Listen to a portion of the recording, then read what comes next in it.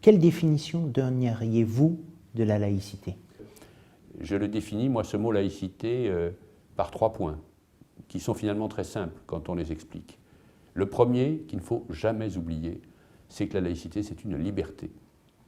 On parle souvent des limites qu'il faut apporter, notamment pour préserver l'indépendance et la neutralité du service public, mais on oublie que l'article 1er de la fameuse loi du 9 décembre 1905, c'est la laïcité est une liberté. Liberté de croire ou de ne pas croire.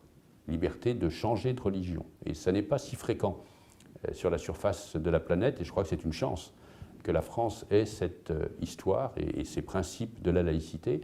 J'ajoute, et c'est très important, que la liberté de croyance ou de conviction n'est pas limitée à la sphère privée, contrairement à ce qu'on croit. On peut exprimer ses convictions, d'ailleurs, philosophiques, politiques, syndicales et religieuses, dans l'espace public, dans les limites, bien sûr, de la Déclaration des droits de l'homme, dans la limite où cette liberté, cette expression de la liberté ne porte pas atteinte à l'ordre public. Donc, premier point, liberté. Deuxième point, indépendance de l'État par rapport aux religions.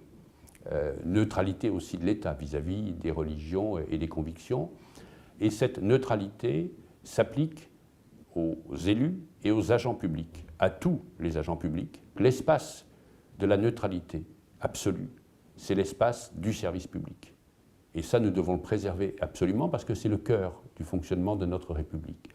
Mais il faut bien insister, et parfois il y a des confusions qui sont faites, cette neutralité s'impose aux agents du service public, elle ne s'impose pas aux usagers du service public. Et puis le troisième, c'est que la laïcité, et c'est ça la spécificité française, ce n'est pas simplement la séparation des églises et de l'État, de pouvoir vivre ensemble aussi harmonieusement que possible, c'est qu'à travers nos identités multiples, nous avons une identité en France, c'est la citoyenneté.